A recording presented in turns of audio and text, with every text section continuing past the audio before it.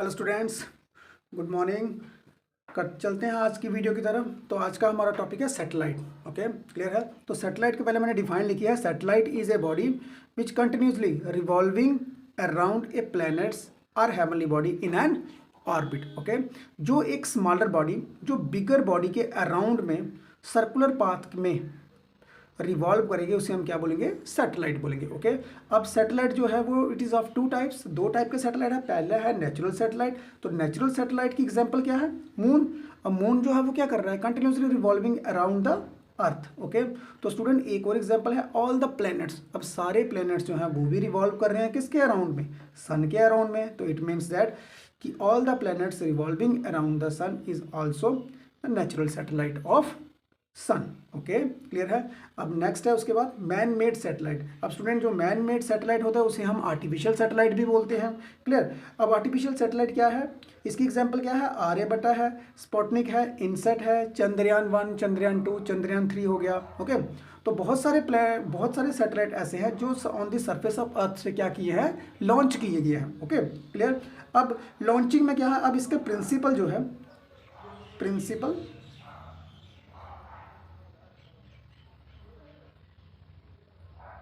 देखो, principle of launching. Clear. अब principle of launching के लिए स्टूडेंट यहाँ पे हमें दो चीज़ों की ज़रूरत पड़ती है।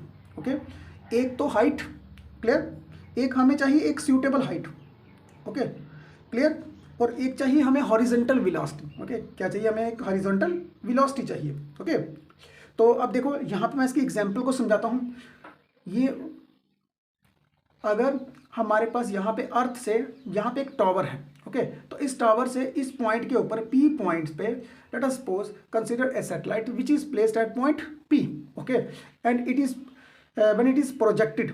अब जब हम उसको प्रोजेक्टेड कर रहे हैं, ओके, विद वेलोसिटी v1। देखो पहली बार मैंने v1 वेलोसिटी से प्रोजेक्ट किया, उसको हॉरिजॉन्टल वेलोसिटी दी है। क्लियर। तो जब हम उसको v1 वेलोसिटी के साथ उसको प्रोजेक्ट करेंगे तो सैटेलाइट जो है वो यहाँ से under the effect of gravity, तो ये अर्थ के सरफेस के ऊपर फॉल कर जाएगा, कहाँ पे, एट पॉइंट A1 के ऊपर। ओके, तो सेकंड टाइम मैं क्या करूँगा, मैं इसकी वेलोसिटी को ना बढ़ा दूंगा।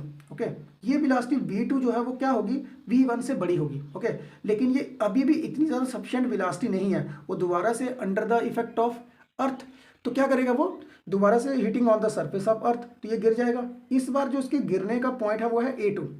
ओके, तो स्टूडेंट यहाँ से आपने एक चीज़ नोट की होगी, जैसे हम वेलोसिटी को इंक्रीज कर रहे हैं, ओके, उसका जो हिटिंग पॉइंट है वो बढ़ता जा रहा है, मीन्स कि उसका रेंज जो है ना वो बढ़ता जा रहा है। Okay, clear. अब थर्ड टाइप जब हम लेंगे तो वो वेलोसिटी v3 होगी और वो अगेन आपकी v2 और v1 से बड़ी होगी, और इस बार जो इसका हिटिंग पॉइंट होगा वो कौन सा होगा आपका, A3। तो इस बार भी आपका रेंज क्या हो रहा है, रेंज जो है वो बढ़ रहा है। ओके, क्लियर है। अब लेट अस सपोज कि b4 एक ऐसी वेलोसिटी है जी, इन सभी से वेलोसिटी से ज़्यादा तो है। क्लियर। लेकिन जब इस वेलोसिटी के साथ हम सैटेलाइट को प्रोजेक्टेड करेंगे, क्लियर, तो वो एक ऐसी स्टेबल पोजीशन में आ जाएगी, एक स्टेबल पोजीशन में आ जाएगी, और वो सर्कुलर पाथ को फॉलो कर लेगी। क्लियर। कौन सा पाथ को फॉलो करेगी, सर्कुलर पाथ को वो फॉलो करेगी, और वो जो हमारा पाथ होगा उसे हम क्या बोलेंगे, ऑर्बिट। क्लियर है। और अब इस बार under the effect of gravity, जो ग्रेविटी का इफेक्ट है वो उसके ऊपर नहीं पड़ रहा। ओके, अब वो फ्री फॉल होके जो क्या करेगी, कंटिन्यूसली मूविंग अराउंड द अर्थ, जो सैटेलाइट है वो कंटिन्यूसली मूव करेगा। ओके स्टूडेंट, यहां तक ये चीज आपको क्लियर है। ओके, अच्छा, अब नेक्स्ट जो है इसका क्या है, कंडीशन फॉर लॉन्चिंग।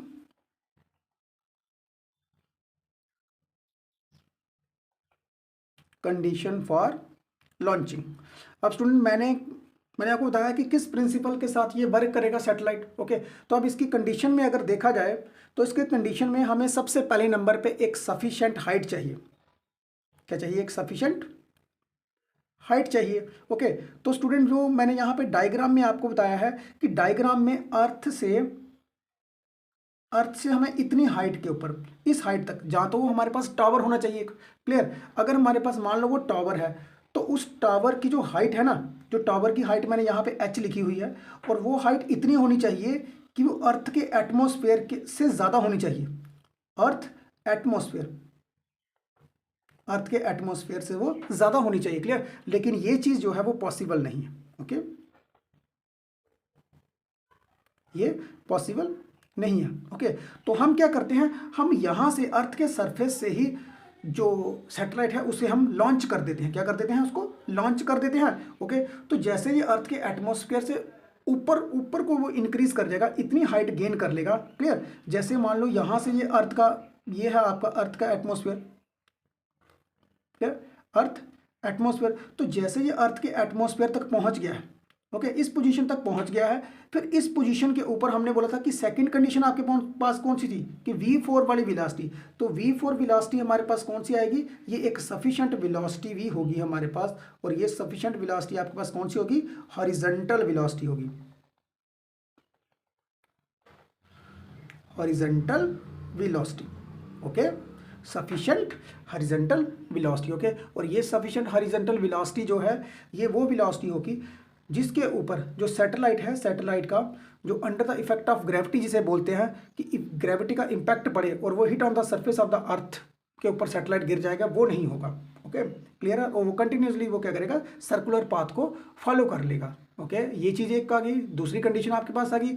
और स्टूडेंट जो तीसरी कंडीशन है वो आएगी कि जो आपका सैटेलाइट है, जो सैटेलाइट जो आप रॉकेट को लॉन्च, रॉकेट के साथ जब आप उसको सैटेलाइट को लॉन्च करोगे, क्लियर, उसकी शेप कैसी होगी, शेप ऑफ रॉकेट।